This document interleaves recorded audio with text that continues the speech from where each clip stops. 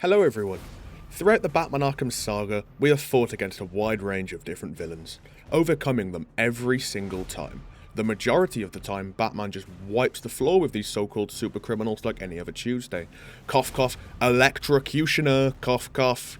However, there is one foe in particular who I want to talk about, and that is Deathstroke, the only character in the Arkham series who I consider to be a perfect match for Batman in hand-to-hand combat. Yes, I know he eventually lost the fight, but that's because Batman has really thick plot armor and it's literally a Batman game, so let's just not question it. Anyway, the reason I say that Deathstroke is a perfect match for Batman is this. He literally could have won at any given time. Now, I'm not a person who likes to make baseless claims before explaining himself, so let me explain. On the final offer just before the fight, Deathstroke is able to sneak up on Batman undetected. Something that you literally cannot do 99% of the time. In almost every other attempt of a character trying to sneak up on Batman, they are caught. But Slade just does it, and he wasn't necessarily trying to be quiet either. Now I know you could say that they did this for dramatic effect, so that they could have him hook Batman and drag him along the floor. You could say that Batman was preoccupied, but that's besides the point. You literally cannot sneak up on the Dark Knight without him knowing. And that's not even the best part about Deathstroke in Arkham Origins. He is literally your equal. If you mess up in any way, you risk losing the upper hand in the fight, and it could instantly turn in his favour. You are constantly forced to stay alert. If you spam the counter when the prompt comes up, you can't do it the next time. This fight isn't about spamming, it's about tactics. You genuinely need to think like Batman in order to beat him. Now seriously, Deathstroke was so hyped after Origins. I remember seeing him in Night after shutting down a militia checkpoint and seeing this man. It was amazing. After his amazing outing on the final offer, we really thought we were going to get a whole new boss fight with him in Arkham Knight's engine. And yet, by the time Arkham Knight comes around, Deathstroke is a literal joke. Whoever thought that relegating this absolute legend of a character to a tank battle, which is literally out of character for Deathstroke anyway, needs to go and review their source material. I mean seriously, in what way was this genuinely a good idea? We've already spent a ton of time in the Batmobile already, why don't we just push one of the most badass characters, a guy who literally gave Batman a run for his money, to the side in favour of a rehashed Cloudburst fight without any of the cool dialogue or story? Help this make sense, because I seem to be extremely lost with this one. Now, thanks to my limited research, I may have found out exactly why Deathstroke was so underwhelming in this game, and it isn't because of story choice, it was because of development. After Arkham Origins, Deathstroke was a pretty hyped up character, there's no denying that, being the literal best boss fight in that game, and a boss fight that sits in most people's top 3 for the entire series. It's clear that to keep the hype train going, Rocksteady needed to double down and include him in Night. Now, this is literally from a single Reddit post that I've seen about the topic, but it does make sense.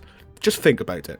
If you've already created a massive game like Arkham Knight, but want to include an already established and extremely popular character like Deathstroke, and also want to meet that 2015 deadline, of course you're going to cut some corners, hence why the Cloudburst fight was reused.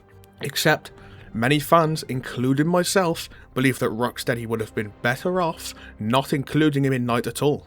It's just sad to see what Slade was reduced to after such an amazing outing in Origins. Now, since I've already spoken about how Slade was done terribly, the only thing to do now is to make it better. So, I'd like to present how Arkham Knight Deathstroke should have been. First of all, I think the idea of Slade taking over the militia after the night is out of the way, that's genius. That part is not going to change. But how the side mission progresses is. Instead of triggering the fight after taking out all of the watchtowers, checkpoints, and raging at Candy Crush, they would just trigger another side mission called something like Deathstroke's Return, or even something more similar to Arkham Knight level of wording, such as The Bounty and the Bat. I know it's a bit cheesy, but trust me, we're going to roll with this. After completing all of the militia side missions and locking up the militia, we would unlock this new mission. Deathstroke would congratulate Batman on his comms for taking out the militia, but would also state that they never really were much of a challenge for the Dark Knight anyway.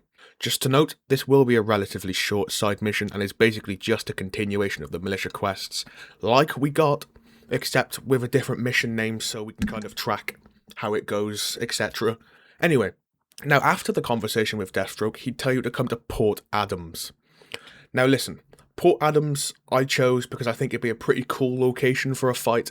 It's quite enclosed, which is good for hand-to-hand combat, kind of like how the final offer was in Arkham Origins with the boiler deck. And it's also a pretty good reference to the Arkham Origins trailer.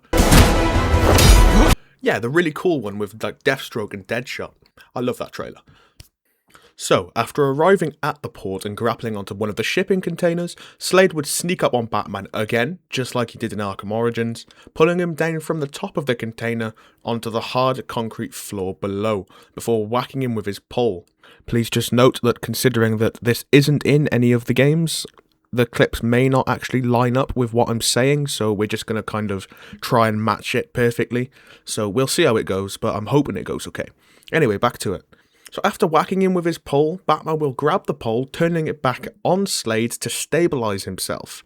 From this, we would enter a proper fight, just like the one in Arkham Origins, adapted for Arkham Knight's combat and the better area where it takes place. For this fight, I think it would be cool if it rewarded you for strategically planning your attacks. For example, when you button mash, Slade would eventually push you back, causing you to take a bit of damage. It'd force you to be a bit more tactical, and I think it would just be a pretty good addition to the mission. The higher your variation in a single attack, the more damage you would do to Slade. So if you combined a cape stun beatdown with a Batclaw slam, you'd do significantly more damage than you would if you just spammed the punch button. And this brings us on to the topic of sections. Each section would take place in a different place within Port Adams. Section 1 would take place closer to the back of the port by the shipping containers. In the bridge between Section 1 and 2, Slade would jump onto a container and run across them like he does in the trailer, heading to another area of the port. You'd have to quickly grapple onto the container he was on, triggering a cutscene where you'd slam him into a container before pressing the punch button a few times, like Joker at the end of the game, until you eventually get his mask off. And from there, he'd kick you off of him and you both go tumbling down into the next part of the fight. Similar to Arkham Origins, each section would see a spike in difficulty as Slade learns your moves. Now, if you use the same move multiple times, he will actually counter it, similar to Mr. Freeze in Arkham City, just a bit less extreme, so it's not like if you use the move once, he'll be different with it. It'll be more along the lines of you use it like 3 or 4 times in a row and then Slade will prevent you from doing it again. Which is a good fix to the Batclaw slam in Arkham Origins, which, if you didn't know, is actually a perfect way to just keep winning the battle without taking that much damage. The Batclaw slam is amazing. Anyway, this section would end in a different way, being a direct reference to Origins, with you taking his pole and snapping it in half, forcing him to bring out the swords. Now, this part is where it gets really intense. You'd be in the centre office of the port, where the firefighter is being held, and you'd be always next to each other. There'll be a never dull moment of this part of the fight. The countering would stay the same as Origins, and the fight would end with a brutal beatdown on Slade before knocking him to the ground below, finishing the fight in a much better fashion than the tank battle we actually got.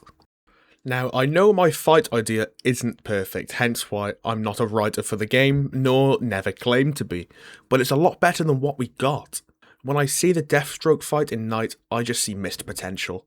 Genuinely, I don't know what the person who came up with it was thinking when they did, but it was a big blunder and something that evidently ruined Slade in Arkham Knight, leading to many of us not even wanting him in the game to begin with. And well, but at the end of the day, we got what we got, and unfortunately, what we got was a subpar boss copy and paste of an already underwhelming fight. And well, that's all I've got for today, everyone. What did you think about my take on Arkham Knight's most underwhelming boss fight? Oh wait again. Okay, maybe not the most underwhelming boss, but it's very close to being up there. And unfortunately, Deathstroke doesn't appear anywhere else in the series. It's a shame that only one of these outings actually ended up being good. Oh, and before I forget, I'd be a criminal and evidently sent to the Asloom if I didn't mention that the side mission confirms that Origin is canon, with Slade mentioning the events on the final offer over the comms. It's good to see you again, Batman. It's been a while. Slade. Codename's Deathstroke, and I'm on the job now. As I recall, you once said that I didn't worry you, but our mutual friend, the Arkham Knight, he says different. He sought me out, said I was the toughest bastard you ever went toe-to-toe with. The night's gone, Slade. You're a merc without a job. Not exactly. I took payment in advance on this one, and that makes me professionally obliged to finish this. So even if we didn't get the fight we were all hoping for, at least we got some lore details. And that's pretty much it, everyone. Thank you for watching my video, and if you did enjoy, make sure to like and subscribe. Alfred said he's not sending my suit into Arkham City until we hit 20 subscribers, so you know exactly what we need to do. Thanks again, and I'll see you in the next video. You think it's wise to put me in here with all these lesser warriors? You might not have any prisoners left when you return.